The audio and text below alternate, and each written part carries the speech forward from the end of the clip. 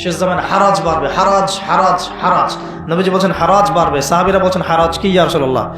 নবীজি বলছেন যে মানে অস্বাভাবিক হারে হত্যাকাণ্ড বাড়তে থাকবে। আমি পরিসংখ্যান দিয়ে দিই আপনাকে দুইটা। শুধু প্রথম বিশ্বযুদ্ধেই এই 4-5 বছরের মধ্যে প্রায় 1.5 থেকে 2 কোটি মানুষ মারা গেছে। কত কোটি?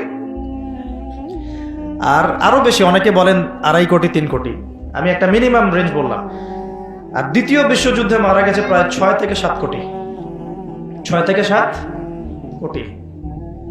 শুধু আমেরিকার একটা পারমাণবিক বোমা যেটা জাপানে পড়েছে হিরোশিমায়, ওতেই লক্ষ লক্ষ লোক মারা গেছে।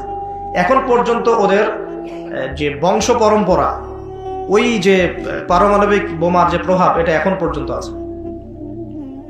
নাগাসাকিতে যেটা পড়েছে দ্বিতীয় বোমা, ওটার নাম ছিল ফ্যাটম্যান, আর প্রথমটার নাম ছিল লিটল বয়।